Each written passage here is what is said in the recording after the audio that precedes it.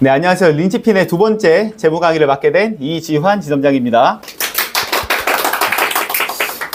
앞에서 되게 중요한 얘기들을 많이 다 들으셨을 거예요. 그래서 재무 강의에 관련돼서 가장 기초적인 내용들은 전부 알고 계실 거다라고 생각을 하는데, 단장님께서 중시하셨던 재무 설계와 재테크의 차이와 다르게 재무 강의에 대해서는 여러분들이 고객한테 먼저 잡아줘야 될 기틀이라는 게 있습니다. 근데 여러분들이 나중에 고객이랑 대화를 하다 보면은 생각보다 고객들이 수준이 높다 낮다? 여러분들 어떻게 생각해요? 낮아요. 정말 대놓고 말할게요. 고객이랑 대화를 하실 때 고객이 못 알아듣는 건 정상입니다. 정말 못 알아들을 거예요. 여러분들이 재무 상담을 하다가 깜짝깜짝 놀랄 때가 많아요. 고객이 적금이 뭔지 모르는 사람 많습니다. 주택청약? 엄마가 하라 그랬어요. 그게 뭐 하는 건데? 라고 말하면 주택청약에 당첨이 돼서 집을 받는다. 그래서 마치 로또처럼 당첨을 하는 줄 알아요. 정말 그런 사람들이 많습니다. 그리고 여러분들 주식이나 펀드 투자 지금 하고 계신 분, 주식 펀드 내가 하고 있다. 앞으로 여러분들이 재무 상담을 할 때 고객들한테 꼭 해줘야 되는 내용을 뭔가를 말을 할 때는 여러분들이 해봐야 돼요. 요즘 20, 30대를 대표적으로 얘기를 해보면은 주식이나 투자를 안 하는 사람들을 보기가 어려울 정도예요. 근데 그 사람들 앞에 나서서 여러분들이 주식이다, 펀드다, 뭔가 아는 척이라도 하려면 상대방보다는 많이 알아야 돼. 그래서 여러분들한테 제가 좀 추천을 드리고 싶은 게 있다면, 여러분들은 이런 영상이나 뭔가 매체를 좀 많이 접해봤으면 좋겠어요. 뒤에서 간단하게 설명을 더 드릴게요. 여러분들 혹시 잠시만요. 컴퓨터가 조금 그래서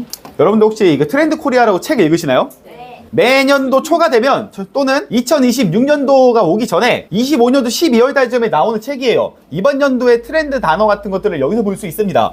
근데 제가 2021년도부터 지금까지 매번 보는데 이 V노믹스라는 단어는 계속 나오고 있어요. 이게 뭐게? V가 뭐게요? 저 당시에 2021년도에 V노믹스는 바이러스 노믹스였습니다. 코로나가 끝난 이후에 경제학이 전부 다 바뀌었다. 근데 왜 지금까지도 이 내용이 계속 나오냐면, 그 당시에 바뀐 내용, 그러니까 그동안에 우리가 알고 있던 트렌드라는 게 이 코로나가 오고 나서부터 완전 바뀌었어요. 그리고 지금까지도 그 바뀐 트렌드가 그대로 갑니다. 대표적인 예시를 들어볼게요. 우리 여기 40대, 50대 분들, 보통 50대, 60대 분들도 마찬가지. 보통 본인들의 이제 자녀들이 첫 번째 월급을 받게 된다 라고 하면 제일 먼저 뭐라고 하게요? 어디 가서 뭘 가입해라?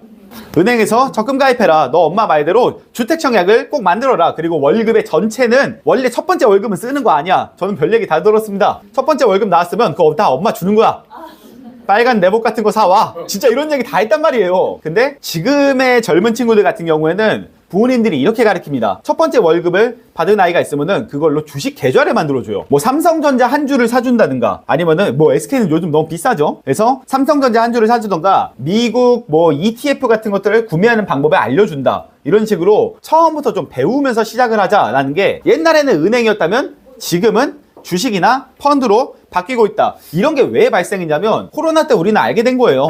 코로나 때 당시까지만 하더라도 적금이랑 예금은 엄청나게 안전한 자산이고, 부모님 시절, 여기서 나이를 나누자는 건 아닙니다. 40대, 50대 분들 같은 경우는 아마 첫 번째 취직을 했을 때가 1990년도예요. 그 당시까지만 해도 적금 금액이 얼마나 된다? 수익률이? 높으면 15%가 넘었어요. 18%가 넘었다니까? 그 당시에 적금은 정말 좋은 상품이고 맞는 상품이 맞았어요. 근데 지금 적금 금리 몇 나오는지 아시는 분? 내가 적금 가입하고 있다 손 거의 없을걸요, 솔직히? 네, 해봤자 2.몇 프로, 3.3% 뭐 이게 최대야. 근데 100만 원 넣어서 1년 기다려가지고 3.3% 받는데 그게 다 나오나요, 나한테? 뭔가 떼죠. 이거 떼고 저거 떼고 차 떼고 토 빼고 못 빼고 다 빼다 보니까 남는 게 없네. 그래서 사람들이 알게 된 거예요. 적금이 부모님 시대에는 최고였지만 지금은 아니구나. 근데 여러분들이 그 당시의 마인드를 가지고 고객한테 가서 설명을 하면 안 먹힌다는 거야. 이게 중요한 거예요. 저는 되게 트렌드가 중요하다고 생각합니다. 지금 저축과 지금 투자의 트렌드가 명확하게 있는데, 내가 그걸 모르면서 고객한테 가서 이렇게 해야 돼요, 저렇게 해야 되라고 하면 고객이 듣지도 않아요. 뭐야, 이 사람 무슨 옛날 사람이 왔어? 무시합니다. 요즘 20대, 30대들의 특징이 있다면 정말 대놓고 말할게요. 이것도 참을성이 없습니다. 안 참아요. 심지어 옛날에는 그냥 참고 막, 뭐 이러면서 들었는데, 요즘 20대, 30대 듣다가 도움 안 될 것 같은가 일어나도 돼요? 진짜 이렇게 말하는 사람이 있어요. 저는 아직 본 적이 없는데, 저희 직원 중에서, 지금 직원 말고 제가 옛날에 그 일할 때 어떤 직원 중에 한 명이 이것 때문에 멘탈에 충격을 받고 회사를 나가려고 했던 인원이 있어요. 정말 상담을 열심히 했는데 고객께서 너무 다 아는 내용이고 저 오늘 여기 와서 많은 걸 배울 줄 알았는데 이 내용이 저한테 도움이 안 될 것 같다. 저 일어나도 될까요? 이렇게 말한 거야. 요즘 친구들은 참지를 않아요. 정말로. 그래서 제가 말하고 싶은 게 핵심이 되는 거, 그들이 들을 만한 내용을 말해야 된다는 거. 그래서 아이스 브레이킹이라고 우리가 다 알고 있죠. 제가 오늘 그래서 저희 회사에서 나름 또 나이대가 있으신 분들한테 한번 여쭤봤어요. 아이스 브레이킹이라는 단어를 아시냐? 라고 말했는데 대부분 다 알고 계시겠죠? 근데 의외로 지금 한 50대, 60대 분들은 이게 무슨 단어인지 모를 수도 있어요. 되게 간단하게 말을 하면 나와 너의 첫 만남 사이에서 우리 사이에는 벽이 있겠지, 당연히. 그래서 그 벽을 천천히 녹여가면서 친한 척 하는 거예요. 그러려면 상대방이 아는 내용을 말해야 돼요? 아니면 상대방이 모르는 딱딱한 내용을 말해야 돼요? 무조건 아는 내용을 말해야 돼요. 그러면 한번 이 아이스 브레이킹에 대해서는 따로 설명을 안 할게요. 그러면 한번 대놓고 물어볼게요, 여러분들. 처음 만난 사람들은 경계심이 있다 그랬죠. 그리고 아까 말했다시피 2030 재테크 하시는 그런 분들 또는 40대, 50대도 마찬가지지만 대화가 통하는 사람을 좋아하는 건 당연합니다. 근데 가벼운 농담 뭘 던져야 될까요? 20대, 30대가 좋아하는 농담이 뭐가 있을까? 이거 생각 많이 하셔야 돼요. 근데 여러분들이 그거 모르잖아, 솔직히. 정말 대놓고 물어보자고. 내 딸이랑 대화가 너무너무 잘 돼, 친구처럼. 그런 가족들이 있겠지. 근데 아들들과 딸들과 대화가 잘 안 되는 집안이 있다고 하면요, 보통 특징이 딱 하나예요. 걔네들이 좋아하는 걸 내가 몰라. 저는 이걸 볼 수 있는 가장 기본적인 게 인터넷 매체라고 생각합니다. 여러분들 지금부터 재무상담 잘하고 싶잖아요? 그럼 여러분들은 무조건 봐야 되는 게 세 가지가 있어요. 이건 외우셔도 돼요. 아침마다 습관처럼 보셔야 되고 중독자처럼 봐야 돼요. 첫 번째, 여러분들 인스타그램 무조건 하십시오. 인스타그램, 페이스북, 제가 여기서 미리 말씀드리지만 카카오 스토리는 전혀 도움이 안 됩니다. 그거 보지 마세요. 아니, 봐도는 돼. 봐도는 되는데 동년배 친구들이랑 얘기하고 싶으면 보셔도 돼. 근데 인스타그램이랑 페이스북 또는 여러분들이 만약에 좀가 뭔가지를 더 봐야 된다면은 그 X, 트위터요. 트위터가 지금 X로 바뀌었죠. 이런 내용들을 여러분들이 웬만하면 찾아보실 만큼 해야 돼요. 내가 이걸 왜 이런 걸 찾아보냐? 이거 한번 대놓고 물어볼게. 자, 지금 얼마 전까지만 하더라도 두쫀쿠 유행했었죠. 두쫀쿠 다음으로 뭐가 유행했게요? 음식. 봄동 비빔밥. 맞습니다. 지금 유행하고 있죠? 그 다음 뭐 나올게? 버터떡. 이런 게 유행이에요. 버터떡 어디서 시작됐게? 이거 맞아요. 상하이에서 시작된 간식입니다. 여러분들 이런 거 저도 알고 싶지 않아요. 저는 심지어 두쫑쿠도 별로 안 좋아해요. 내가 그 중에서 유일하게 맛있게 먹은 건 봄동 비빔밥밖에 없어. 근데 뭐죠? 어제 이거 인터넷 보고 나서 이게 좀 유행하나 보다. 근처에 유명한 빵집이 있길래 가봤더니 그 빵집에 딱 들어오는 거야. 지금은 버터떡의 시대래. 버터떡을 안 드시면 안 된대. 나는 이게 뭔지도 모르겠는데 그냥 한 여자친구랑 먹자 하면서 하나 사왔거든요. 여러분들 입맛에 맞으면 맛있게 드세요. 저는 잘 모르겠는데 그거 사려고 사람들이 줄 서고 있는 거야. 이게 뭔데? 난 버터빵은 알아. 버터떡은 또 뭐야? 별게 다 나와. 근데 그만큼 트렌드가 빠르게 바뀝니다. 요즘에 재무상담도 마찬가지고 인생에 우리 알고 있는 모든 트렌드가 2개월마다 바뀐답니다. 근데 요즘엔 더 빨라져서 2주 만에 바뀐대요. 점점 빨리 바뀌고 있어요. 그런 사람들이랑 대화를 해야 되는데 대화 소재가 순식간에 바뀌어버리면 여러분들이 인지를 못하면 대화가 안 되겠지. 그래서 여러분들 유튜브 당연히 봐야겠죠. 그리고 인스타그램이나 페이스북 같은 거 봐야겠죠. 그리고 저는 개인적으로 제발 부탁인데 뉴스 좀 봐. 아니, 아침 KBS 뉴스 좀 봐. 아니, 뭐 20대, 30대들은 뉴스 안 좋아할 수 있지. 40대, 50대 분들이랑 대화하려면 뉴스 안 보면 대화가 안 돼요. 인생에서 여러분들이 가장 빠르게 컨텐츠를 접할 수 있는 수단이잖아. 저는 그래서 고객이랑 적극적으로 대화를 찾으시려면 유튜브랑 SNS를 무조건 봐야 된다. 그리고 거기에서 자기가 아는 내용을 우리가 말하는 내용 중에서 고객이 나 이 내용 알아 하는 순간 상담이 재밌어져요. 지금 여러분이 아까 만약에 사업단장님의 그 강의 너무 재밌었지만 만약에 사업단장님께서 진짜 본인이 아시는 전문적인 용어로만 말을 하면 여러분들 1시간 동안 안 좋을 자신이 있어요? 아무리 앞에 있는 사람이 열정적으로 말해도 못 알아들으면 줘라. 근데 사람들이 이건 내가 아는 내용인데 싶으면 그때부터 집중하게 되잖아요. 실제로 저는 이 얘기를 항상 합니다. 고객이 신나면 상담이 되게 잘 돼요. 제가 가끔씩 어떤 인원들이랑 쪼이넉 나가거나 이렇게 대화를 하다 보면요, 그 인원의 상담이 능력이 막 뛰어난 게 아니야. 그냥 누가 보더라도 할 수 있는 상담이야. 근데 고객이 되게 흡입된다? 이유가 뭐게? 계속 들으면서 맞아요 어머님, 맞습니다, 저도 그랬는데 옛날에 이러면서 계속 맞장구 쳐주는 거야. 똑같은 대화예요. 내가 아는 주제에서 맞장구 쳐주는 것만큼 재미있고 쉬운 상담이 없거든. 근데 재무상담 여러분들 어렵죠 솔직히. 그리고 막 전문 지식으로 얘기를 해야 될 것 같죠. 아까 단장님께서 말씀하셨던 내용 그대로 말씀드릴게요. 여러분들 멋지게 말하려고 하지 마세요. 그냥 상대방이 알아듣는 정도만 말해도 상담은 충분합니다. 애초에 여기 나온 사람들이 여러분들한테 뭔가 전문적인 걸 배우기 위해서 나온 사람들이 아니에요. 적금이 뭔지도 몰라. 근데 그런 사람들이 여기 나온 이유가 뭐게? 이 상담을 신청한 이유가 뭐게? 재무상담을 신청한 이유. 그거야. 궁극적으로 이것부터 물어볼게요. 재무상담을 신청한 이유가 뭐일 것 같아요? 뭔가 배우기 위해서, 그쵸? 뭔가 알기 위해서, 그쵸? 아니에요. 진짜 첫 번째 이유는요, 한번 드러나 보자라는 거고요. 두 번째 이유는 나 어떻게 해야 될지 모르니까 네가 방법 다 알려줘요. 정말 그거예요. 재무상담이. 나 오늘 와가지고 내가 당신을 위해서 투자를 배우고 뭘 배우고 이런 애들 적는 애들 드물어요. 근데 그렇게 친구들이 나온 애들이 여기까지 나왔잖아. 근데 내가 뭘 해야 될지 모르잖아. 그래서 나중에 딱 마인드가 이렇게 돼요.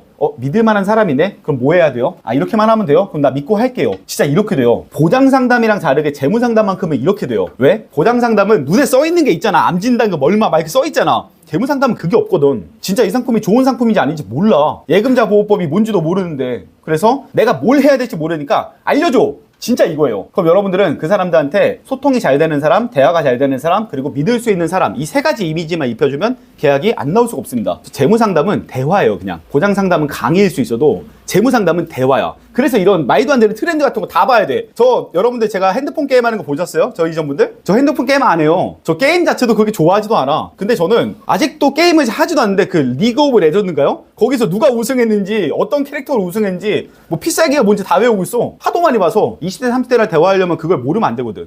그래서 저는 꼭 고객들한테 항상 얘기하는 게 있습니다. 그리고 남자랑 여자랑 그것도 달라요, 살짝. 미리 말씀드리는데 남자는 여자 상담이 조금 더 쉬운 편인 것 같아요. 그리고 여자는 남자 상담이 조금 더 쉬운 것 같아요. 이게 인간적으로 자기랑 똑같은 성별보다 다른 성별의 대화가 좀 더 재밌어, 솔직히. 그리고 저는 개인적인 제 기준입니다. 남자는 5번을 웃겨야 상담에 계약이 나오더라고요. 근데 여자는 한 2번에서 3번 정도만 웃겨주면 계약이 자연스럽게 나와. 진짜 그래요. 그래서 저는 개인적으로 여성 상담이 더 편해. 근데 단장님하고 얘기를 해보니까 사업단장님은 남자 상담이 더 편하대. 왜요? 그러니까 단장님이 대놓고 말씀하시더라고요. 계속 혼내면 돼. 계속 혼내주면 돼. 한 5번 정도 혼내주면 계약이 나오더라고. 남자는 혼나야 된대. 근데 여자는 웃으면 된다. 그러니까 이게 남녀의 차이도 있다는 거예요. 그래서 여러분들이 나이대, 성별 관련된 걸 뭐 이렇게 구분을 하자는 게 아니라 그 사람들만의 특징을 좀 알아두고 하는 게 상담의 승소율이 높겠지. 무슨 말인지 아시겠죠?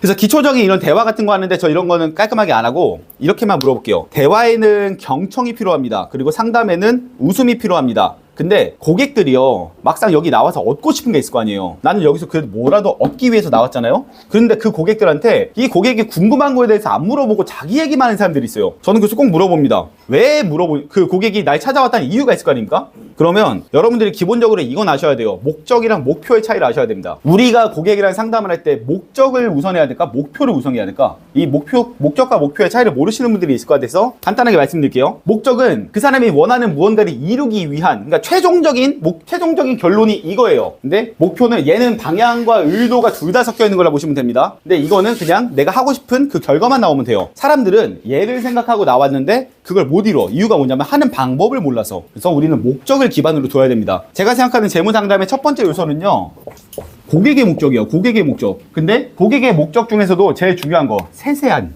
대충 말고.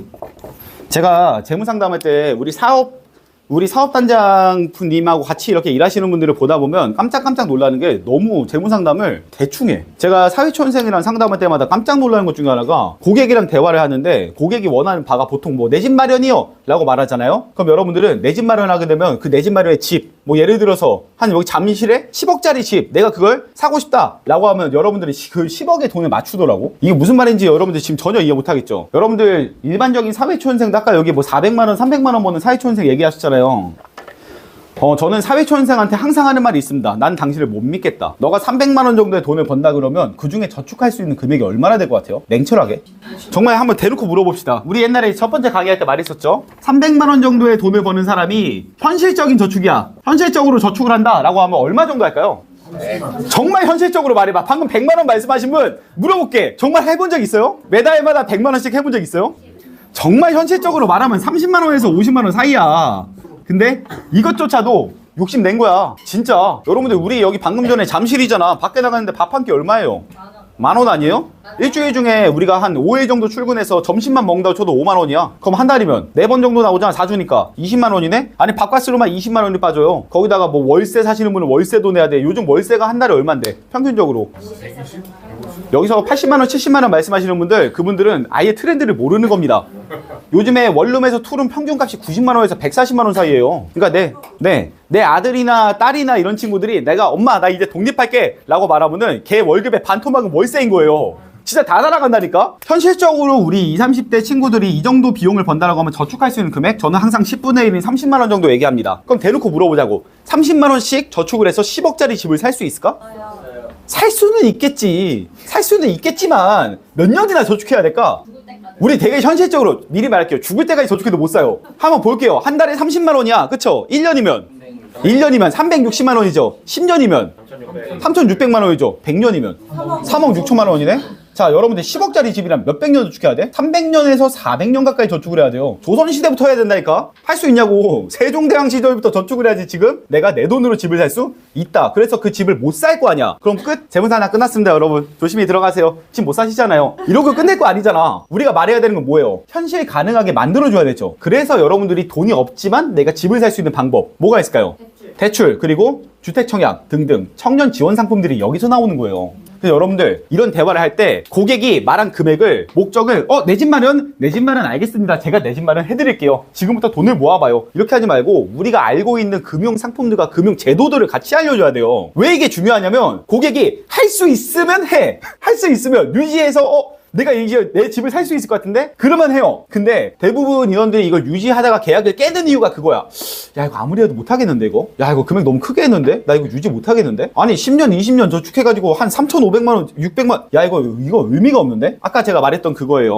하고 싶은 명확한 그 결과는 있는데 그 방법을 모르니까 우리 찾아왔잖아. 근데 그 방법이 허황되면 계약이 유지가 안 돼. 무슨 말인지 아시겠어요? 우리는 그리고 이 목적을 알려주고 나서 방법을 알려주고 나죠. 그 다음에 그 사람이 실천하는 것까지 도와주는 게 우리가 알고 있는 이 3대 요소예요. 근데 우리가 딱 여기까지만 설정해주고 그 다음에 우리가 해주는 건 뭐다? 기본적으로 그 사람이 할 수 있는지 없는지를 알려주는 방법이죠. 근데 여러분들이 보통 재무상담을 하다가 두 번째에서 놓치는 게 이거예요. 알려는 준다? 근데 그 방법이 너무 보험만 알려줘요. 제가 재무상담하는 친구들이랑 가끔 보다 보면 깜짝깜짝 놀라는 게 너무 놀라는 게 많아, 난 보면. 상담을 하는데 우리가 상품 딱 좋은 거 만들어줬어. 뭐 예를 들어서 뭐 달러 종신 좋은 거 딱 만들어줬어. 그 다음에 그 친구가 그걸 유지하게 해. 자, 그 친구는 300만 원 버는 친구인데 30만 원 정도의 만약에 재무상담 금액을 했어. 나머지 금액은 앞으로 늘려나가야 돼요? 아니면 그 금액이면 충분해요? 상식이죠. 근데 여러분들이 딱 그렇게 하고 나서 그 다음에 여러분들이 또 가서 추천하는 건 또 장기 상품이야.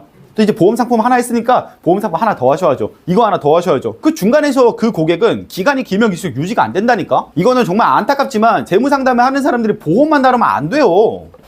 저희 지점분들한테 제가 계속 강조하는 것 중에 하나가 우리 보험업을 하는 사람이지만 평생 보험업만 하진 못할 거다. 대출 상담사 따야 되겠지. 뭐 재무 관련돼 가지고 여러분들이 갖고 있는 자격증 따야겠지. 그리고 공부까지 해야겠지. 진짜 보험 하나만으로 완벽하게 못 만들어. 보험은 재무 상담의 한 분야일 뿐이에요. 그래서 여러분들이 그 이후에 따셔야 되는 거는 기본적으로 뭐 사이를 메워줄 수 있는 5년까지의 기간에 메워줄 수 있는 2년에서 3년 사이에 사용하는 뭐 투자 상품이라든가 이런 것들도 동시에 알려줄 줄 알아야 돼요. 방법을 획일화해서 설명하면 안 됩니다. 정말 고객들이 나중에 유지를 못 한다는 거예요. 차라리 여러분들이 이걸 하다가 난 근데 그런 자격증이 없는데 어떻게 해야 되지? 그럼 같이 회사에서 일하시는 사람 누구를 연결해서라도 이 방법 정도는 알려줘야 돼. 저는 한 개 금융상품만 만들어 본 적이 한 번도 없어요. 저는 재무 상담할 때 제가 뭐 대표적으로 우리 얼마 전에 있었네? 안땡땡님 고객님 만났는데 원래 그 종신보험 200만 원 하고 계셨나요? 그분이? 150만 원인가? 근데 이 정도 금액 하고 있는데 저희가 금액을 50만 원에서 80만 원 정도 절반 이하의 금액으로 줄여드리고 나서 내가 거기서 끝냈나요? 그 사람의 목표는 노후자금이었어요. 혼자 사는 노후자금. 그래서 그 금액을 절반은 종신보험으로 잡고 나머지 절반은 고객이 희망하는 더 짧은 기간에 연금으로 전화해줬습니다. 그 다음에 이제 지금 하게 되는 거, 그 외에도 돈이 남는 금액들 있잖아요. 전 그걸 가지고 그 사람이 할 수 있는 기본적인 투자까지 알려줄 거예요. 어느 정도 구성을 해줘야 되는데 상품 하나 딱 가입시키고 나서 이렇게만 하시면 돼요 라고 말을 하고 나서 그 이후에 관리가 없습니다. 그러니까 중간에 사람들이 계약이 깨지더라고. 그리고 마지막 세 번째, 우리가 목적 좋은 거 알려줬죠. 그 다음에 방법도 알려줬어요. 그 다음에 여러분들이 계약을 해야 되는데 계약이 안 나온다? 왜 이게? 이건 뒤에서 설명을 드릴게요. 제가 아까 처음에 말했던 겁니다. 누군 내 집 마련할게요 라고 말하면 전 내 집 마련할 때 제일 싫어하는 말이 그럼 몇십 년 동안 얼마 모으시면 돼요. 전 이런 말이 제일 싫어요. 아니 너는 할 수 있냐고 진짜. 한 달에 30만 원씩 뭐 400년 모으시면 돼요. 이게 와다? 그래서 조금 더 현실적으로 청년의 기준으로 볼까요? 우리 청년들 아직 내 집 없는 대부분 없으실 거예요 솔직히. 그럼 청년들 지금은 못하지만 딱 지금 정부가 이거 막기 전까지만 해도 가능했던 방법이 서울에서 너무 심화되어 있는 너무 사람들끼리 싸우는 곳이 아니라고 하면 청년들은 내 집 첫 번째 대출로 받을 수 있는 대출들이 있었어요. 청년 대출은 최대가 80%였습니다. 물론 여기 잠실은 안 돼 당연히. 근데 우리 여기 잠실이니까 잠실을 기준으로 봅시다. 10억이죠. 잠실이 대충 예시를 잡아볼게. 10억 전 중에서 여러분들이 80%를 국가에서 대출을 받을 수 있다. 그럼 내가 현실적으로 모아야 되는 내 금액은 얼마예요? 2억이죠. 자, 아까 10억을 모아봅시다와 2억을 모아봅시다. 어느 게 더 무게감이 더 가벼워요? 2억이 훨씬 가볍지 않아요? 그럼 사람들이 2억 정도는 모아보자라는 계약을 해. 재무상담 별거 없다니까? 할 수 있을 것 같으면 한다고. 근데 고객들한테 처음부터 10억을 모아야 됩니다. 그러니까 장기간으로 저축을 해도 금액도 크게 해야 됩니다. 라고 하면 애초에 야 방법이 그거밖에 없어. 나 그냥 안 할래. 이렇게 되는 거예요. 그래서 상담 목적에 대해서 명확하게 말해주고 되게 끝까지 목적을 상기시키되 그거에 대한 결정 누가 하게요? 우리가 방법을 알려줬어요. 누가 결정하지 이제? 그거 여기서 재무 상담하시는 분들이 또 하나 실수하는 것 중에 하나가 고객이 아예 아무것도 모르니까 나 그냥 하나부터 열까지 네가 시킨 대로 다 할게 알려줘 라고 하더라도 그 결정을 우리가 내리면 안 돼요. 나중에 분명히 그 사람이 이거 내가 안 하겠다고 했던 건데 나는 이렇게 안 하고 싶었는데 그냥 전문가가 하라 그래서 한 거예요. 이런 소리가 나와. 진짜 나와. 우리는 고객한테 정보를 주고 도움을 주는 사람이에요. 나 전문가니까 너 나만 믿어. 내가 다 알아서 해줄게. 이거 정말 무책임한 말입니다. 그 사람의 인생과 그 사람의 돈을 평생 따라다니면서 할 수 있어요? 못해. 절대로. 그래서 우리가 고객한테 꼭 해줘야 되는 건요. 그 사람이 직접 결정할 수 있게 확신해 주는 거예요. 그래서 우리는 목적을 만들어주고 그 다음에 방법을 잡아주고 나서 그 사람이 스스로 할 수 있게 하는 게 제일 중요하다는 겁니다. 그래야 계약이 안 깨져요. 진짜. 제가 실제로 있었던 상황들 몇 가지만 말씀을 드리면 진짜 별 얘기 다 들어봤습니다. 우리 열심히 상담을 쫙 했어요. 고객이랑. 자, 우리 이렇게 해봅시다. 저렇게 해봅시다. 그래서 고객이랑 2번, 3번 만나면서 지점장님 말씀대로 그 당시엔 팀장이었어요. 팀장님 말씀대로 하겠습니다. 팀장님 말씀이 맞네요. 진행 딱 하다가 마지막에 서명할 때쯤에 고객이 하는 말. 이거 적금 아니었어요? 이거 원금 손해보는 거예요? 중도에 깨면 원금 손해봐요? 저 그러면 안 할게요. 이런 사람 진짜 많았어요. 나는 그때까지만 해도 내가 상담을 하다가 뭔가 잘 못했나? 왜 고객이 막상 계약하려고 하는데 갑자기 이게 원금 손해보니까 안 하려고 하지? 근데 고객들이 그 당시에 고객들의 머릿속의 마인드, 이거 코로나 이전 얘기입니다. 그 당시에 고객들의 머릿속의 마인드는 이거예요. 손해를 보면 안 된다. 실제로 고객들한테 물어보면요, 지금 여기서도 그런 생각 하고 있는 분들 있을 것 같으니까 한번 말씀드려볼게요. 대출이라는 거는 좋은 걸까 나쁜 걸까? 잘 활용하면 좋고 잘못 활용하면 활용하기에 따라서 다르다라고 말하잖아요. 저는 금융에 관련돼서 대출이란 건요, 여러분한테 올 수 있는 최고의 축복이라 봅니다. 왜? 여러분들이 진짜 이거를 대출을 나쁜 단어다라고 생각하는 순간 그 사람은 재무상담에 진짜도 모르는 거야. 진짜. 아니, 대출은요, 정말 대놓고 말할까요? 나를 기준으로 볼게요. 내가 뭐 대한민국에서 정부에서 봤을 때 내가 뭐 있습니까? 저 아무것도 없잖아요. 그냥 일개 인발일 뿐이잖아. 근데 날 믿고 신용이라는 걸, 나라는 사람의 믿음을 믿고 대출을 해주겠다고? 그냥 내 얼굴 보고 대출해주는 거야. 엄청 감사한 거 아니에요? 그리고 나랑 얘가 만약에 결혼하게 돼가지고 같이 있다. 그럼 이 부부끼리 합쳐가지고 우리 좀 살려주세요 라고 하니까 우리한테 대출을 해주겠다고? 이거 엄청난 혜택 아니에요? 뭘 믿고 해줘? 그렇지 않아요? 근데 그 대출이라는 걸 받으면 엄마 시대에 대출 받으면 너 그거 빚지면 안 된다니까, 이런 얘기를 듣고 살다 보니까 대출이 마치 악한 것처럼 생각해. 그런 사람들은 절대 집 못 사요. 대출 안 받고 집 살 수 있는 사람 여기 있어요? 빚이라는 걸 나쁘게 생각하면 안 돼. 우리가 알고 있는 이 상식이라는 거 있지. 여러분들이 알고 있는 상식을 깨야 돼요. 진짜로. 그게 잘못돼. 적금도 마찬가지예요. 고객들이 방금 전에 대출 같은 거 손해본다, 내 돈이 아니라 남의 돈 빌려오는 거라서 그건 하면 안 되는 거다, 이런 마인드 갖고 있는 사람들, 원금 소수에 조금만 보면 난리를 친다니까. 그러다 보니까 이거 계속 하다가 중도에 해지하면 손해본다고? 그럼 손해보는 거예요? 이걸 반대로 말하잖아요. 중도에 해지하면 손해를 보기 때문에 그만큼 수익률이 더 좋은 거예요. 세상에 하이 리스크 하이 리턴이라는 말 다 들어보셨을 거 아니에요. 근데 보험 같은 경우에 딱 한 가지의 리스크가 있어. 보험은 다른 리스크가 하나도 없어요. 단 하나의 리스크 있어요. 그게 뭐게요? 중도 해지하면 손해본다. 근데 중도에 가만히 있어도 손해를 보는 상품들은 왜 그렇게 쉽게 하는 거야? 왜 그렇게 주식 펀드를 쉽게 해? 걔는 가만히 있어도 떨어지잖아. 저는 얼마 전에 제가 뉴스에 이란이랑 미국이랑 전쟁한다 그랬을 때, 그때 야, 이거는 금이랑 은이 무조건 오르는 시즌이다 라고 생각하고 금과 은을 샀습니다. 심지어 은은요 2배로 이제 오를 수 있고 2배로 떨어질 수 있는 걸로 투자를 했어요. 오늘 아침에 카톡이 오더라고. 와, 마이너스 27%야. 저번 주까지만 해도 플러스 14%였는데. 나는 이 이유도 알아. 근데 나는 이걸 보자마자 지금 마이너스 27%가 떴다고? 지금이다. 더 사야겠다. 저는 오늘 아침에 더 샀거든요. 그래서 이건 훨씬 싸게 살 수 있는 기회다. 물론 여러분들 이거는 제가 하는 거고 여러분한테 뭘로 했는지 이런 거 말해주는 거 아니에요. 근데 제가 이런 걸 가지고 있을 수 있는 이유는 저는 이걸 당장 팔 생각이 전혀 없거든. 그리고 지금 가격이 내려갔다는 건 내가 이걸 더 저렴하게 살 수 있는 기회라는 걸 알고 있는 거거든. 저는 이런 걸 생각을 하고 구매를 하는데, 고객들 같은 경우는 손실을 보게 되면 공포가 오는 거야. 아직 내가 이 상품에 대한 확신이 없거든. 그래서 제가 그때부터 고객이 이런 내용이 나오지 않게 엄청나게 강조하는 게, 손해를 보는 건 손해가 아니다. 손해를 본다고 해서 당신의 돈이 당장 사라지는 게 아니다. 결국 네가 원했던 목표 끝까지 가게 되면 이 손해가 그만큼의 수익을 불러온다. 엄청나게 강조를 하고 있어요. 지금도.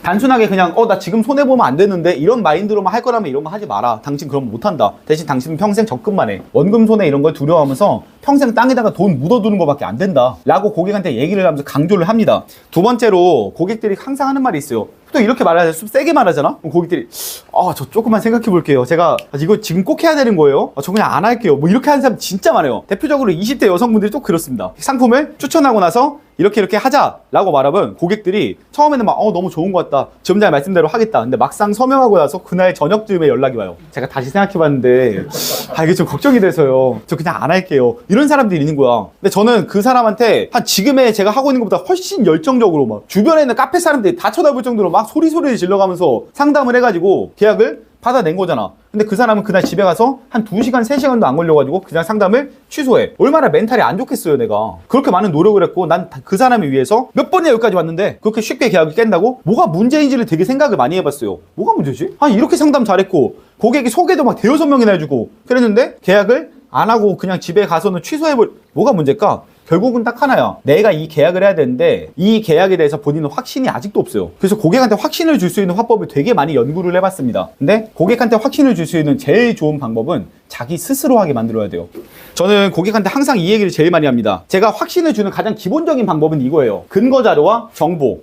여러분들 재무 상담을 정말 여러분들이 사업단장님처럼 목숨 걸고 할 수 있다. 최선을 다해서 고객한테 심어줄 수 있다. 라고 하면은 여러분들이 저렇게 정보까지는 없어도 돼. 근데 저는 저 정보를 꼭 대놓고 하는 이유가 이겁니다. 제가 사업단장님만큼 상담을 하더라도 사람들은 이건 보험 상담이 아니에요. 일종의 돈에 관련된 얘기이기 때문에 자기가 확신이 없으면 그 금액이 정말 될까? 라는 확신이 없으면 중도의 마음을 너무 쉽게 바꿉니다. 너무 쉽게 취소를 해요. 그래서 제일 중요한 거, 공신력 있는 자료를 꼭 써야 되는 게 진짜 중요한 것 같습니다. 아까 내 집 마련을 예시로 들었으니까 저는 내 집 마련을 예시로 든다면 공신력 있는 자료들을 좋아합니다. 뭐 한국부동산정보원이라든가 아니면 그 사람이 원하는 지역에 주택청약이 난다 라고 했을 때 그 사람이 바로바로 알 수 있는 주택청약 부동산 알림이라든가 아니면은 네이버 부동산과 국토정보원 같은 자료를 사용해서 그 사람이 직접 실거래 가격을 볼 수 있게 하는 그런 어플 같은 것도 활용을 합니다. 단순하게 내 집 마련 한 개 하는데 저는 그 사람한테 정부에서 인가받은 자료만 대여섯 개를 보여줘요. 그리고 그 사람한테 이렇게 말하는 거야. 이게 내 돈이 아니라 당신의 돈이기 때문에 당신은 당연히 나를 못 믿을 수밖에 없겠지. 그래서 난 나를 믿으라고 하지 않는다. 내가 보여주는, 항상 하는 말이죠. 제가 보여주는 숫자, 근거, 법, 정부에서 인가받은 이 자료를 사용해서 당신한테 설명을 하는 거다. 나는 당신이 이걸 가지고 대충 이 정도만 모으면 되겠지라는 마인드로 할 거면 안 했으면 좋겠다. 정말 당신의 인생에서 가장 중요한 금액 중 하나이기 때문에 난 이걸 법에 의거한 자료로 명확하게 보여주겠다. 지금부터는 내 말을 믿지 말고 정보를 보고 하자 라는 식으로 상담을 많이 합니다. 실제로 고객들이랑 재무 상담할 때 우리 언니 나랑 친하니까 한 20만 원만 해줘 이런 식으로 할 거 아니라고 하면 여러분들 다 이렇게 해야 돼요. 사업단장님 앞에서 여러분들 쉽게 설명하고 쉽게 이해하라고 그냥 말로 풀어주신 거지 이 분이 말씀하시는 이 모든 말 속에는 결국은 이렇게 인가받은 정보들을 보여주는 게 당연히 들어가 있어요. 그리고 사회초년생들이 꼭 이렇게 마지막에 얘기하는 게 항상 있습니다. 아, 저축을 내가 꼭 해야 되나? 지금 한번 물어볼게요. 내가 40대, 50대 분들 같은 경우에는 저축을 해야 되냐? 라고 말하면은 본인들만의 이유가 있다다. 뭐 어떤 사람은 돈을 모아서 대출을 갚아야 되겠대. 어떤 사람은 내 앞으로 된 연금이 하나도 없어서 해야겠대. 근데 20대, 30대 친구들 같은 경우에 그런 마인드가 있을까요? 없을까요? 없어요. 그럼 걔네들한테 계약을 어떻게 해야 되게? 그리고 또 반대로 이렇게 말할 수도 있어. 40대, 50대 분들 같은 경우에는 누가 시키지 않아도 본인들이 저축을 하려고 한다? 근데 20대, 30대들 같은 경우에 본인이 직접 저축을 해야 될까 안 해야 될까에 대한 확신이 없어서 안 해. 근데 대놓고 말하자고. 자기 돈으로 자기가 저축할 수 있는 나이는 언제게요? 40대, 50대 분들 만약에 본인들이 돈을 벌어왔어요. 그 돈을 본인 마음대로 마음껏 소비하고 마음껏 저축할 수 있나요? 그거 누구 돈이에요? 여러분들 돈 아니잖아요. 왜 거짓말해? 여러분들이 아무리 열심히 해서 벌어와도 그거 여러분들 거 아니잖아. 누구 돈이에요 그거? 남편 돈입니다. 뭐 자녀 돈입니다. 저 같은 경우에도 이제 결혼하자마자 벌써부터 얘기가 나와요. 통장을 합치자. 두렵습니다. 내가 벌었는데? 이런 생각 많이 하거든요. 결혼을 하고 나면은 내 돈이 아니에요. 가족의 돈이 되는 겁니다. 근데 20대, 30대는 내가 번 돈, 지금의 저죠. 제가 번 돈, 내가 예를 들어서 내가 차 한 잔 더 먹겠다는데 누가 나한테 와서 안 돼, 너 그럼 안 돼, 저축해야지. 이런 사람 있어요? 아니, 내 돈 내가 쓰겠다는데. 그렇죠. 20대, 30대야말로 자기 돈을 자기가 저축할 수 있는 가장 좋은 시기야. 이 마인드를 꼭 심어줘야 돼요. 왜냐면 20, 30대 애들 같은 경우에는 내가 아직 나이가 어리니까 나중에 하면 되겠지. 그래서 전 그때마다 이 사진을 보여줍니다. 네가 지금 저축을 안 하면은 넌 나중에 네가 제일 하기 싫은 걸 해야 돼. 더운 데서 덥게 일해야 되고 추운 데서 밖에서 춥게 일해야 되고 간단한 이치 아닙니까? 여러분들 지금 미리 돈을 쌓아둬야 되는 이유는요. 나중에 내가 편하기 위해서요. 이건 기본이잖아요. 나중에 내가 무슨 3전역 5번 출구에다가 박스 깔고 살고 이러진 않을 거 아니야. 난 집을 사야 될 거 아니야. 그걸 위해서 미리미리 돈을 쌓아두는 거 아니에요? 모든 목표는 딱 하나예요. 지금 내가 편하기 위해서가 아니야. 나중에 내가 편하기 위해서지. 연금도 마찬가지 아닙니까? 그 옛날에 김생민이었나요? 그 엄청 똑똑한 아니라 지금 왕관 사는 남자 그 감독 있잖아요. 장항준 감독인가? 그 사람이 말한 말 중에 제가 되게 좋은 자료 있다고 했었는데 그거 그냥 간단하게 말로 풀어드릴게요.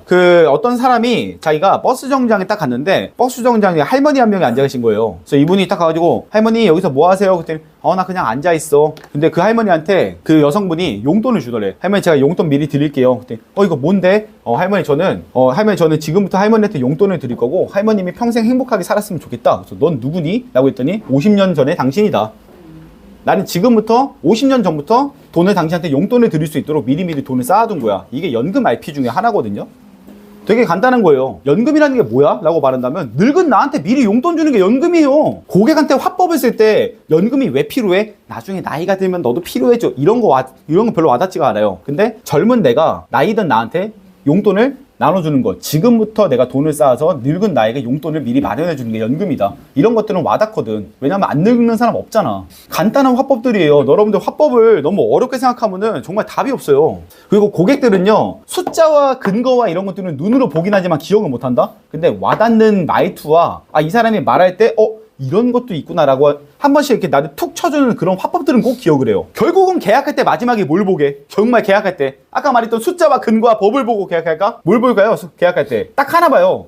정확히 말하면 저를 보지, 그 사람은. 그리고 여러분들을 보지. 계약할 때 마지막에 하는 말이 이거야. 점장님 너무 상담 잘 들었고 언제까지 일하실 거예요? 100년 200년 막 100만 원 200만 원짜리 계약한 사람이나 10만 원 20만 원 계약한 사람은 똑같이 말해. 그래도 제가 5년짜리 계약했으니까 5년 이상은 일하실 거죠? 다 이런 얘기 한다니까. 고객들은 방금 전에 내가 했던 상품의 기능이나 이런 거 몰라요. 그 오랜 시간 동안 나를 관리해줄 사람이 너 맞지? 나 그럼 너 믿고 한다? 진짜 다 이 마인드예요. 그래서 여러분들은 고객한테 확신을 줄 거면요, 여러분들이 고객한테 마지막으로 심어줘야 되는 가장 확신 중에 하나가 이겁니다. 실천하는 방법 같이 해주세요. 고객이랑 무언가를 할 때 내가 목적 잡아줬지? 이거 누구 목적이에요? 네 목적이지. 내 목적 아니잖아. 방법 알려줄게. 이거 누가 해야 돼요? 네가 해야지. 그럼 마지막에 최종적으로 결정하고 실천하는 건 누구예요? 너야. 그러니까 그 친구가 날 어떻게 해야 될지 모르겠어. 나한테 방법을 알려줘. 라고 하면 그때 내가 계약을 같이 진행을 하면서 향후의 관리까지 같이 해주는 게 실천이에요. 계약 하나 하고 나서 연락을 딱 끊는 게 아니라고. 왜냐하면 고객들은 당신의 5년, 10년 후까지도 바라보고 믿고 계약을 했잖아요. 그래서 재무 상담을 의외로 여러분들이 하실 때 되게 중시하는 게 그겁니다. 보장 상담 하시는 이미 잘하시는 분들은 이미 하고 계실 건데요. 재무 상담이야말로 1312, 1360이라고 하죠. 계약하고 나서 1개월 이후에 가, 3개월 이후에 가, 6개월 이후에 가, 1년 이후에 가. 이거 진짜 중요해요. 보장 상담보다 100만 배, 200만 배 중요해요. 보장 상담은 그런 거 없어도 언젠가 이 사람이 써먹을 날이 와. 왜? 몸이 아픈 날이 오거든. 타먹을 일이 있거든. 그럼 내가 무슨 보험 어떻게 가입했더라? 찾아보겠지. 재무상담은 그럴 일이 없어요. 그 사람이 연금보험을 가입했으면 65세 때까지 기다렸다 받는 건데, 또는 5년짜리 단기나 종신보험을 가입했다. 최소 5년은 지나야지 내 돈이 얼마가 될지가 보이는 건데 그 5년 동안 연락이 없잖아. 그럼 누가 찾아가야 돼요? 이제 고객이 찾아올까? 안 찾아와요. 오히려 재무상담에서 여러분들 이건 외워두셔도 돼요. 고객한테 먼저 연락이 오면 그 위기입니다. 진짜 외우세요 이거. 저는 그래서 재무상담 할 때 한창 할 때마다 고객한테 카톡 오거나 문자 오면 진짜 이러고 왔어요.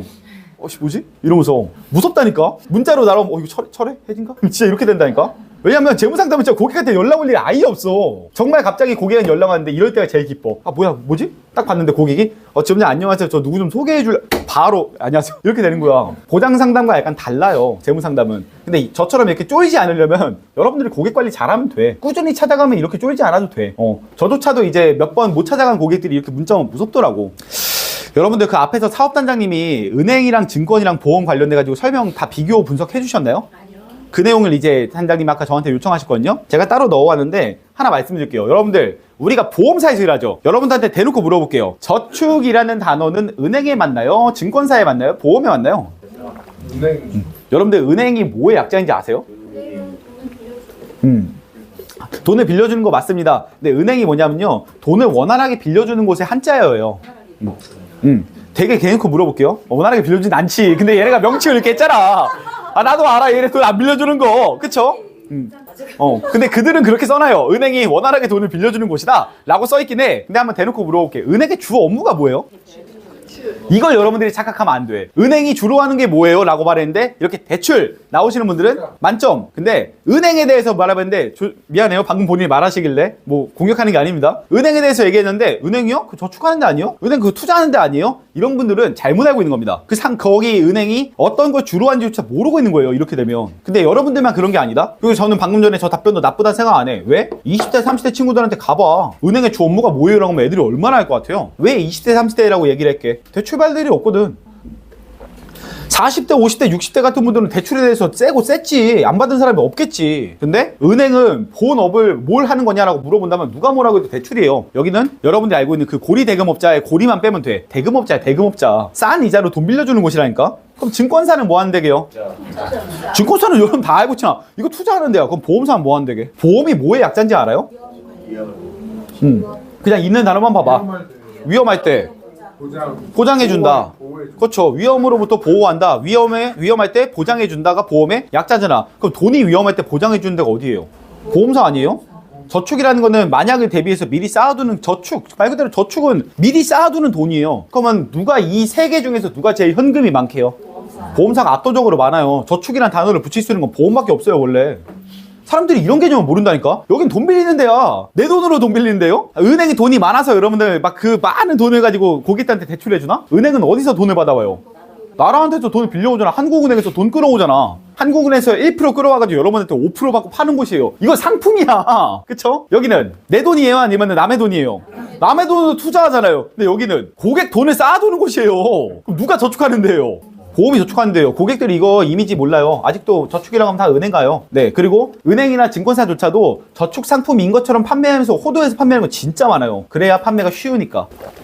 은행의 간단한 특징을 보면은 옛날에 은행은 대면으로만 했습니다. 옛날에는 어플 같은 게 없었잖아요. 지금도 저희 어머니 같은 경우에는 어플을 알려드려도 하기 힘들다 하셔가지고 은행 가셔가지고 신분증 한 다음에 거기서 다 하고 오세요. 지금도 그러죠. 근데 지금 점점 비대면으로 바뀌고 있죠. 그 은행은 내가 뭔가를 하고 싶다, 새로운 걸 뭘 하고 싶다가 없어요. 정해진 수칙대로만 할 수 있어요. 저 앉으세요, 여기 뭐 쓰세요, 그다음 신분증 주세요, 뭐 하세요. 내가 원하는 대로 뭔가를 할 수 있는 곳이 아니에요. 내 의지나 주장이 전혀 의미가 없어요. 저는 그거 말고 좀 더 좋은 걸, 안 돼요. 이거밖에 해당이 안 되시니까 이걸로 대출해 드릴게요. 이런 식이에요. 정해져 있는 수칙대로만 진행을 한다.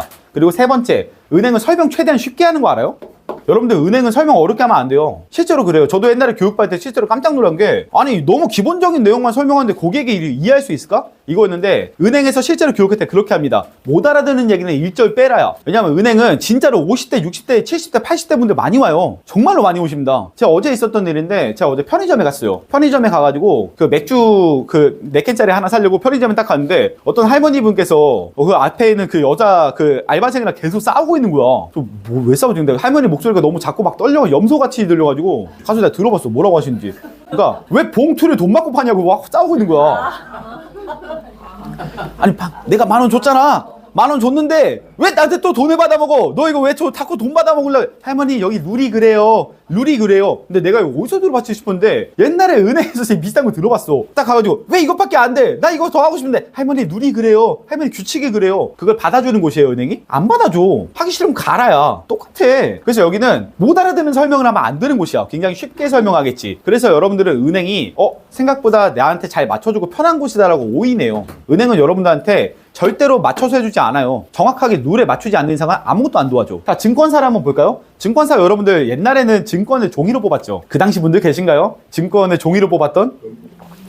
1980년대, 1990년대쯤 됐을 때는 그때까지만 하더라도 2000년도까지도 그랬어요. 그 종이에다가 이렇게 박스에다 담고 막 이렇게 들고 다니고 그랬어요. 증권이라는 종이가 있었어, 진짜로. 근데 지금은 여러분들 가서 하나요? 아니면 안 가서 하나요? 여기 본인께서 증권사에 직접 가보신 적 있다? 거의 없지 않아요? 전화 한둘밖에 없을 것 같은데? 근데 비대면으로 하는 곳이다 보니까 얘네들은 설명이 쉬워요, 어려워요? 어려워요. 그러면 여기 딱 파일가 이거야. 써있는 그대로 할 테니까 네가 이해했으면 해라. 여기서 반대로 말하면 뭐야? 이해 못하면 어떻게 돼? 엄청난 손실이 뒤따르죠? 여러분들 그 삼성전자나 이런 주식을 뭘 파는지 모르는 사람 되게 많더라고. 그냥 대놓고 물어볼게. SK 하이닉스, 맨날 삼성전자니까 SK 하이닉스가 뭐 하는 회사예요? 반도체 만드는 회사라고 하죠. 또 다 이럴 줄 알았어. SK 하이닉스가 뭐 하는 회사인데 반도체에 뭘 만드는 회사인데 우리나라가 반도체를 만들어서 원 제품을 만들어가지고 생산해서 판매하는 곳이기도 해요. 그러니까 2차 제조 국가기도 한데 우리나라는 그 기술력을 판매하는 곳이야.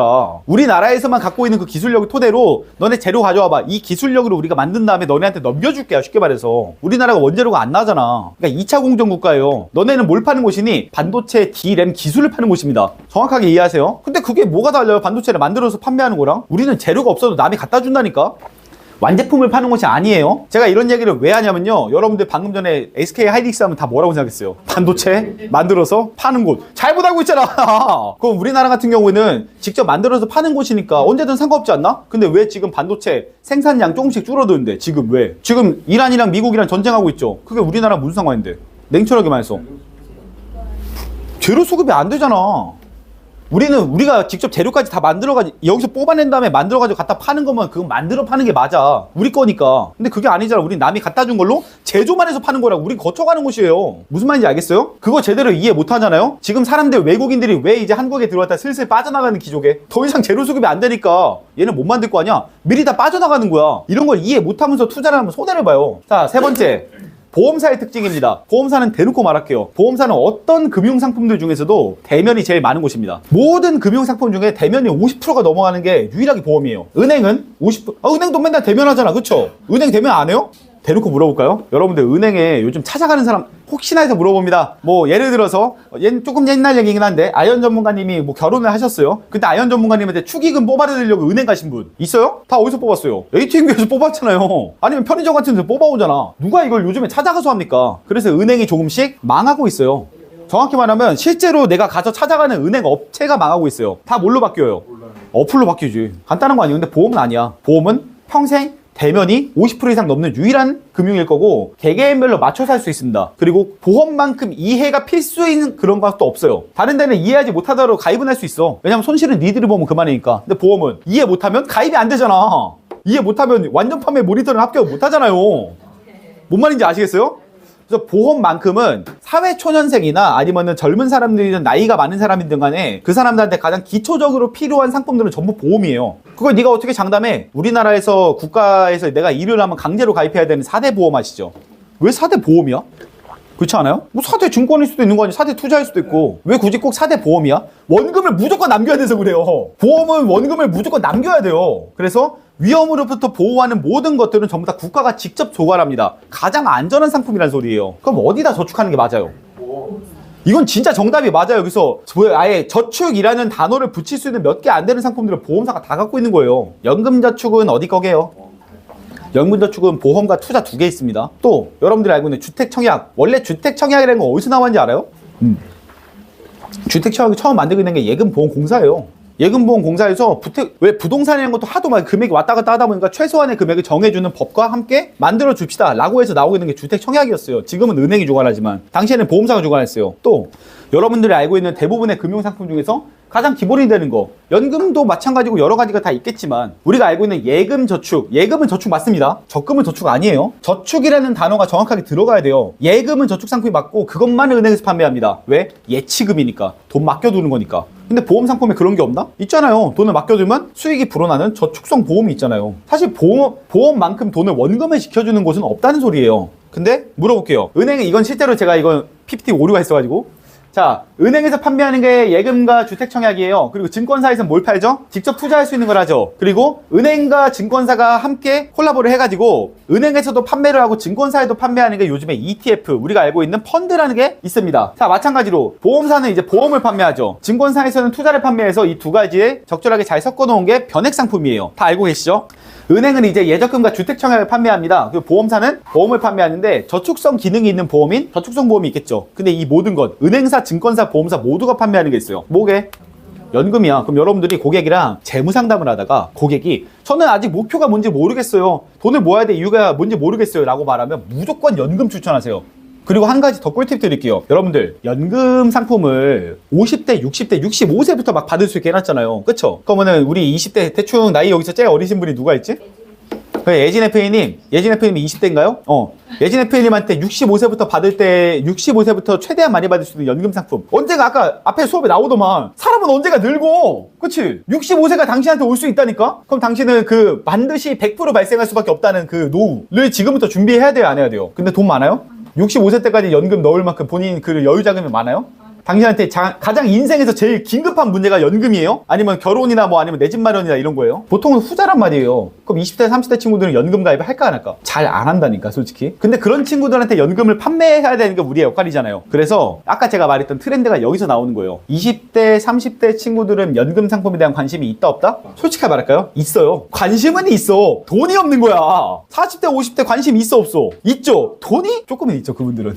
어떤 차이인지 아시겠어요? 그리고 50대, 60대가 되고 나면 돈이 많아. 차라리 많다고 하자고요. 많아. 그래서 나는 연금을 하고 싶어. 근데 안 돼. 왜? 나이가 너무 들어서 연금이 가입이 안 돼, 이제. 이런 경우가 많다고. 근데 20대, 30대들한테 연금을 다른 방식으로 접근을 하면 사람들의 관심도가 달라집니다. 예를 들어서 10년, 20년 넣고 나서 65세 때까지 거치하면 연금을 받을 수 있어요. 와닿아요? 20대 분? 안 와닿죠? 근데 본인한테 똑같이 10년 정도를 저축을 하는데 그 돈을 40세부터 받을 수 있으면 와닿아요, 안 와요? 이렇게 되면 연금이 내가 나이가 들어가지고 내 노후를 준비한다가 아니라 내가 조금 더 빠르게 은퇴할 수 있게 만들어주는 빠른 은퇴 자금이 되는 거야. 이해가 됐어요? 그래서 요즘에 연금을 수령할 수 있는 나이가 점점점 줄어드는 거예요. 안 먹히니까 이제. 우리 솔직히 나이 들어가지고 필요한 거 다 알고 있지만 그 요즘 친구들의 트렌드에는 안 맞는 거야. 요즘 친구들은 내가 넣은 돈을 당장 써먹지 못하면 이건 내 돈이 아니다. 이런 마인드란 말이에요. 근데 그들을 위해서 65세 때부터 받을 수 있게 안 와닿아요. 그래서 그들이 요즘에 제일 많이 찾는 게 연금 상품 제일 많이 거래할 때마다 제일 많이 물어보는 게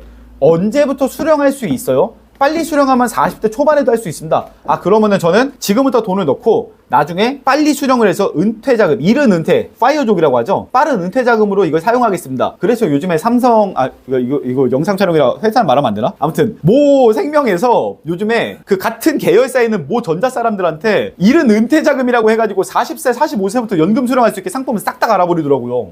이런 게 트렌드예요, 여러분들. 실제로 그렇게 하고 있더라고. 그리고 그 전자 친구들 같은 경우에는 다 마인드가 이거야. 왜 이런 상황이 벌어지냐고? 우리 수원에 계신 분들은 좀 느낄 수도 있어요. 동탄에 계신 분들도. 요즘에 진짜 40세, 45세 정도 되잖아요? 그러면 은퇴를 바로 시킨다? 진짜 그래요. 요즘에 사오정이라고 들어보셨어요? 사오정이 우리가 알고 있는 나라라 슈퍼보드 그거 말고 진짜 사오정.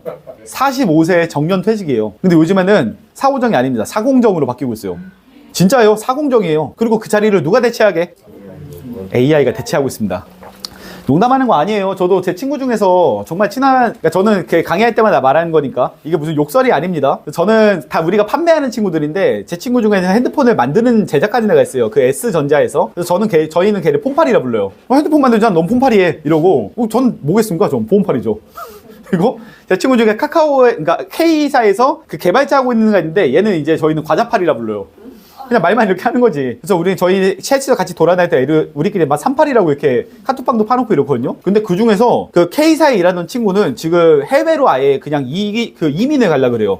국내에서 내가 자리를 가져갈 수 있는 자리가 없대. 근데 왜 그러냐 했더니 AI가 너무 빨리 발전해가지고 신입을 안 뽑고 경력 인정 안 해주고 그리고 심지어 경력을 인정해 주더라도 그 경력을 가지고 갈 수 있는 데가 중국밖에 없다는 거야. 그래서 나는 아예 미국으로 가려고 한다. 그래서 얘는 이민 준비하고 있고 다른 그 S전자에 있는 친구들 같은 경우에는 걔는 3년 남았어요. 은퇴가. 걔는 부서를 가요. 그거 딱 지정을 해놓더라고. 너가 이 부서 말고 다른 부서에 가서 더 많은 노력과 이걸 할 수 있다? 라는 조건 하에 너를 딴 데로 보내겠다는데 걔는 결혼해서 애가 둘이거든. 수원에 집이 있고 어디 갈 수가 없는 거야. 갑자기 가라고 했더니 무슨 서산 이런 데로 보내던데?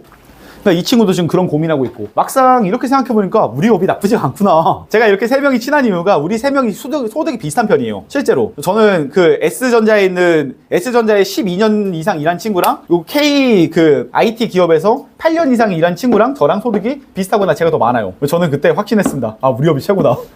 내가 얘네보다 일을 훨씬 덜 하는데 얘네보다 훨씬 많은 돈을 버네? 우리 업이 최고구나. 그리고 그들은 이제 밥벌이를 고민하고 있는데 우리는 아니네. 왜냐면 우리는 영원히 밥을 벌어먹고 살 수밖에 없는 컨텐츠가 이미 있기 때문이에요. 저는 여러분들이 왜 재무상담을 꼭 배워야 되냐면 보장상담만으로는 여러분들이 굶어 죽을 일이 올 수도 있어. 정말 대놓고 말하자고 우리의 자리를 위협하는 게 누가 있어요 지금?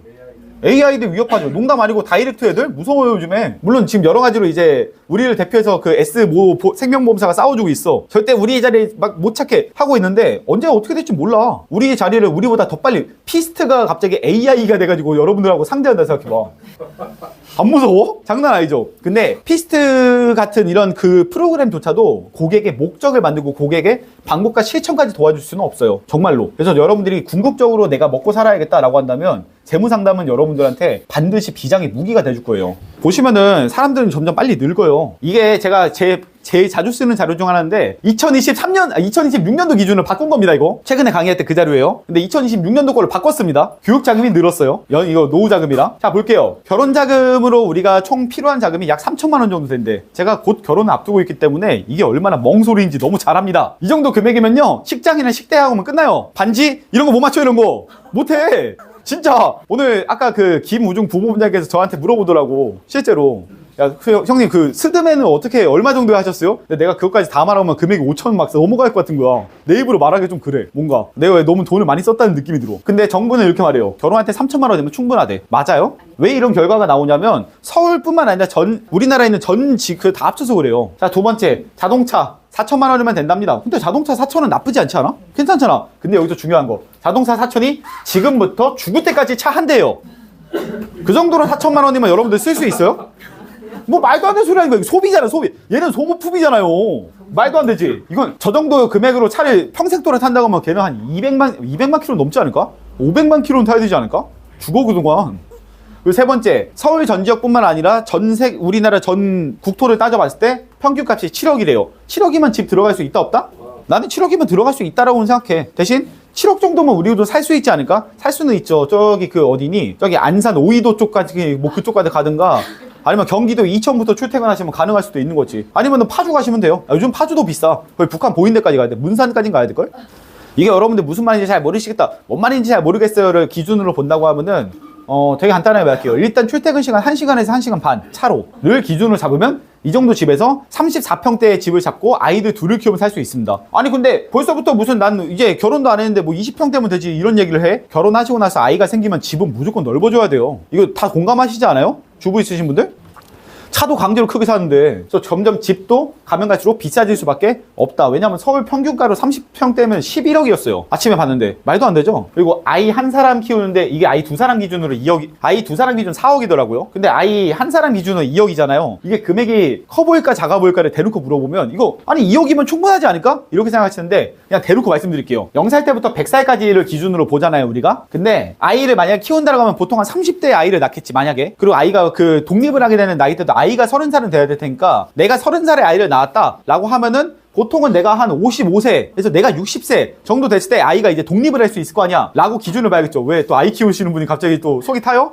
아직 한 20년 남았죠. 네, 저렇게 봐야 돼. 그럼 우리가 약 30년 동안에 2억 정도를 써야 된다. 우리 진짜 단순 계산해 볼까요? 이게 30년 동안에 2억이잖아요. 그러면 15년 동안에 얼마예요? 1억이네? 그러면 이거를 단순하게 계산해가지고 나눠봐도요 1년에 800만 원이에요. 나누기 12하면 한 달에 800만 원 나누기 12하면 한 달에 얼마? 해봤자 한 60만 원대 60에서 70 정도? 아이 한 명 키우는데 한 달에 60에서 70 충분합니까?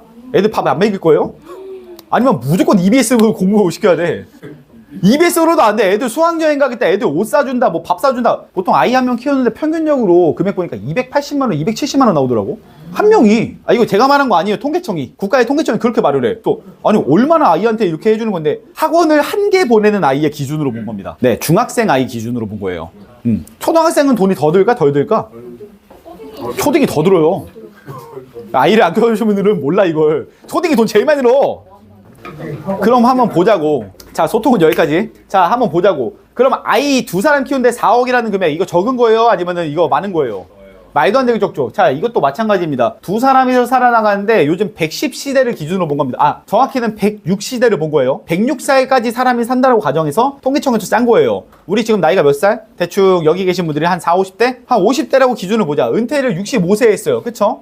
그럼 35년 남았네? 35년 동안 두 사람이 살아나가는데 이 정도 금액이면 충분한 거 아닌가? 이것도 역산해서 때려보잖아요? 역산해서 때려보면은 그냥 미리 계산해 드릴게요. 한 사람, 두 부부가 살아가는데 한 달에 176만 원이가 나왔어요. 맞아요, 이거? 근데 여기서 조건은 그거야. 집이 있는 사람. 집이 있는 사람인 176만 원이면 살 수 있다. 아니 집 있으면 살 수야 있겠지. 근데 요즘 밥값이 너무 비싸잖아요. 저 어저께 트레이더스 갔다 왔거든요. 네. 어저께 이마트 트레이더스 갔다 왔는데 거기서 명란젓 사려고 명란젓을 봤다? 500g짜리 명란젓 하나가 28,000원인가 26,000원인가 이래. 저염식 어쩌고저쩌고 무슨 명인이 만든 그런 거 하나하나 다 따지는 순간 야 이거 못 사야겠다 싶은 거예요. 결국은 근데 이 많은 수많은 금액 내가 지금부터 죽을 때까지 은퇴해서까지의 모든 비용을 다 합쳐봤을 때 총 금액이 얼마예요? 여러분들 부모님들이 여러분들 키운 거 대단한 거 아니에요?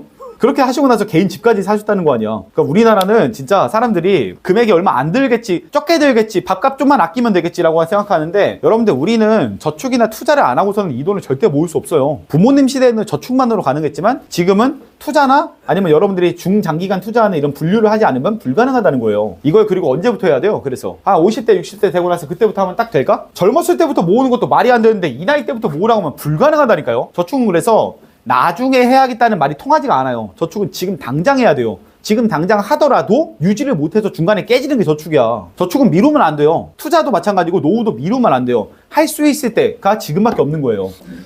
저는 항상 말하는 게 그겁니다. 목적 잡아준다. 그리고 정보도 잡아준다. 그 다음에 그 사람한테 남은 건 딱 하나입니다. 뭐 남았죠? 이제 실행을 해야겠죠. 근데 고객들이고 이거 내가 지금 해야 되나 말아야 되나 항상 이런 얘기를 많이 하잖아요. 근데 저는 항상 하는 말이 이거였어요. 긴가민가 하면 해야 돼요 안 해야 돼요? 보통은 긴가민가 하면 안 해요. 여러분들 이거 해야 되면 이거 내가 물건 사야 돼 안 사야 돼? 사요 안 사요? 안 사지. 아니 이거 사야 돼 안 사야 돼? 고민되네. 그러면 집에 가서 고민해보고 와야겠다가 정상이지 보통. 근데 내가 이거 금반지 너무 이쁘다 이거 사야겠다 이러면 바로 그 자리에서 500만 원 지르는 사람 봤어요? 드물어. 근데 왜 저축은 바로 해야 되냐고? 소비는 지금 내가 이거를 사야겠다라고 하고 써버리면은 나중에 후회할 수 있다? 근데 저축은 이미 돈이 쌓여 있는 거잖아. 저축을 후회하는 사람은 세상에 없어요.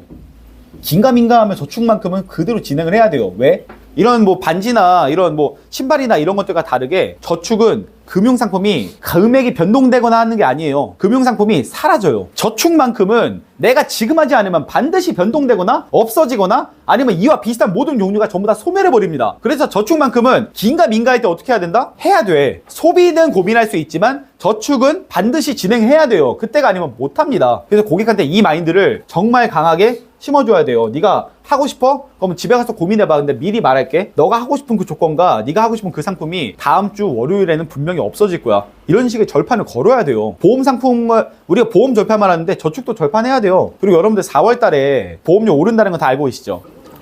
4월 달에 예정 이율이라는 게 변경이 되면서 왜 오른지 방금 누가 물어봤는데?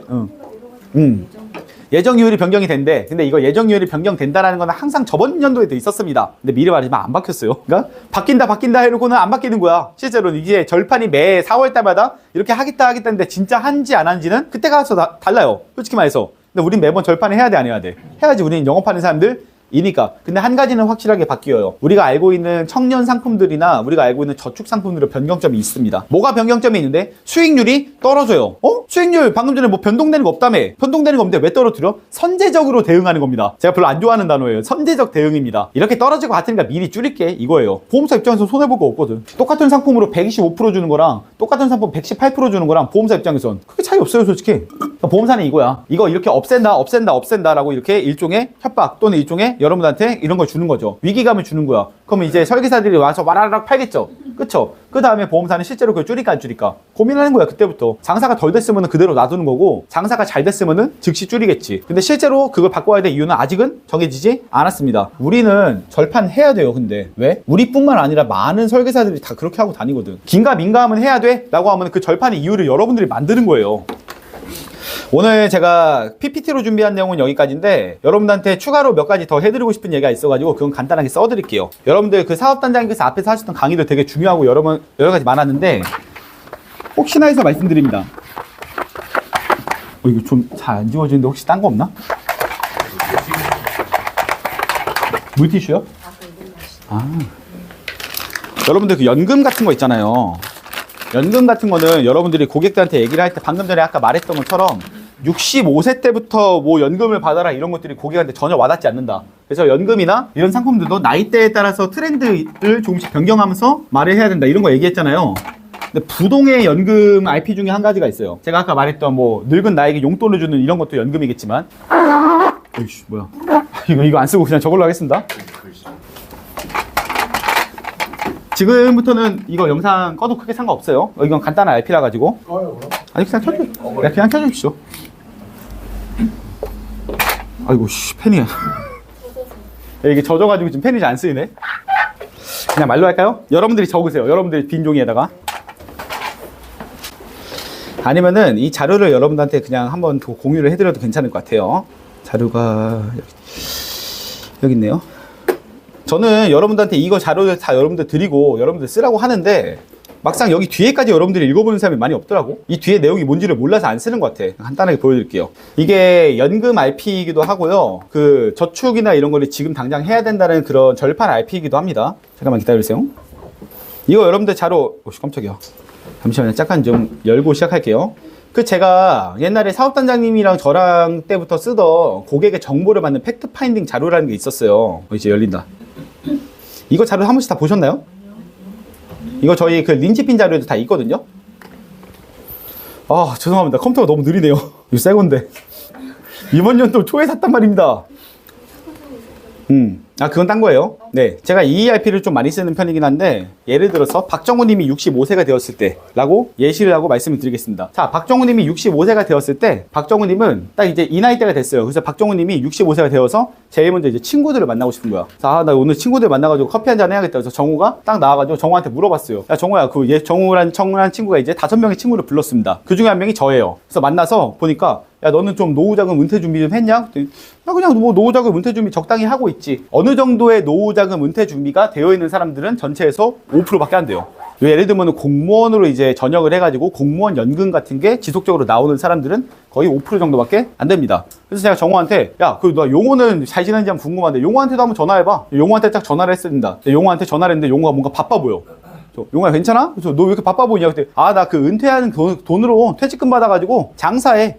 그래서 용호한테 물어보니까 한 무슨 대형 프랜차이즈 자영업자 치킨 그런 걸로 좀 배워가지고 지금도 장사를 하고 있다고. 어떤 사람들은 5% 정도의 사람들은 노후 준비가 이미 되어 있기 때문에 그때부터 만나서 우리끼리 대화를 할 수 있습니다. 근데 대부분 36% 정도의 사람들은 그때도 은퇴가 안 돼요. 내가 그동안 열심히 벌었던 돈 가지고도 내가 살아나갈 돈이 없기 때문에 계속해서 자영업이나 무언가 장사를 해야 되는 사람들이 36%가량이 된다고 합니다. 그래서 제가 그 정우한테 야 정우야 그럼 딴 사람 불러봐봐. 누구 기창이 한번 불러봐봐. 저 기창이한테 전화를 했는데 기창이 뭔가 바빠 보여. 너 뭐 하고 있냐고 했더니 아, 나 지금 골프 치고 있어. 나는 이미 노후자금 다 되어 있거든. 보통 100세대 중에서 약 4% 정도 되는 사람들은 노후자금뿐만 아니라 자기가 여유로운 무언가 생활을 할 수 있을 만큼의 자금까지 다 되어 있습니다. 그리고 상위 1%가 되는 사람들은 이건 말로 할 필요가 없어요. 그 사람은 노후자금을 준비할 필요가 없는 사람이에요. 애초에 부자인 사람들. 근데 절대 다수의 54%의 사람들 물어보면은 다 이렇게 대답합니다. 그럼 마지막으로 우리 덕환이한테 한번 전화해볼까? 야 덕환이는 뭐 한다냐? 근데 덕환이한테 딱 전화했는데 덕환이가 안 받아. 그럼 덕환이 무슨 여자가 받아. 뭐지? 아 그렇게까지 나갔고요.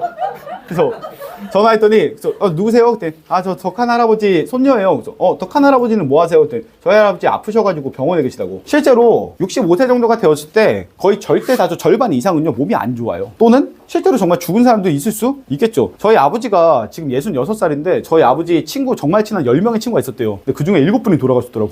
실화예요. 그리고 왜 당뇨나 이런 걸 많이 돌아가시더라고요. 그리고 저희 아버지의 이제 지인분들 얼마 전에 제가 전남 고흥 가서 보고 왔는데 저희 아버지를 제외하고는 전부 다 머리가 하얗고 약간 그 뭐라 그래야 되지? 농부 하시는 분들이 많으시다 보니까 온몸이 다 이제 근육에다가 막 난리 난 거야. 허리 다 이러게 해지고. 저는 그때 약간 깨달은 게 우리 아버지가 젊게 늙었구나 이게 아니라 66세 정도 되고 나면은 사람이 진짜 거의 한 70세, 80세가 된 것 마냥 몸이 안 좋으신 분들이 많구나 생각보다. 저는 의료기술이 발달하고 나면은 사람들이 다 건강할 줄 알았어요. 점점 더 나이가 한 66세, 70대 돼도 티 안 날 줄 알았어요. 근데 66세, 70세에도 건강하게 걸어다니는 사람들이 생각보다 드물더라고. 대단하신 거예요. 광현의 표현이 대단하신 겁니다. 건강관리 잘 하시는 거예요. 진짜. 저기 정정하시고 건강하시잖아요? 근데 드물어요, 진짜. 저 이번에 깨달았거든요. 지금 100세 이걸 봤을 때 100세 중에서 절반, 약 10%에 가량 되는 사람들은 돈 걱정 없는 사람도 있고 골프를 치면서 놀고 다닐 수 있는 그런 능력 있는 사람도 있고 대부분의 사람들은 그래도 연금을 받으면서 생활할 수 있습니다. 하지만 그 아래 약 90%의 사람들, 거의 한 36% 정도에 되는 사람들은 계속 일을 해야 되고요. 그리고 절대 다수의 절반 정도 되시는 분들은 건강 상태가 안 좋거나 또는 정말 돌아가신 분도 있습니다. 여러분들은 왼쪽으로 가고 싶으세요? 오른쪽으로 하고 싶으세요? 왼쪽. 상식적으로 왼쪽으로 하고 싶죠? 여러분들 부자예요? 아니요. 아니면 여러분들 평생 연금 받을 수 있고 막 내가 골프도 칠 수 있을 만큼 이렇게 여러분들 충분하게 다 이렇게 돈을 모아두는 그런 자산이 있습니까? 그럼 여러분들 최소한의 연금을 받을 수 있고 적어도 여러분들이 이 왼쪽 상위 10%의 삶을 살 수 있으려면 지금부터 여러분들은 연금을 준비해야 돼요.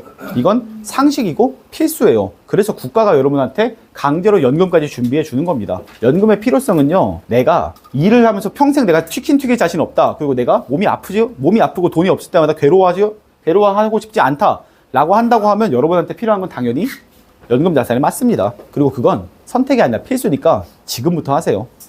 오늘부터 가입해야 되고 오늘부터 준비해야 되는 게 저축이고 연금입니다. 그게 여러분들한테 필요한 재무설계의 가장 기초가 될 겁니다. 네, 제가 오늘 강의는 여기까지 하겠습니다. 우리 또 열강해 주신 우리 지한점장님의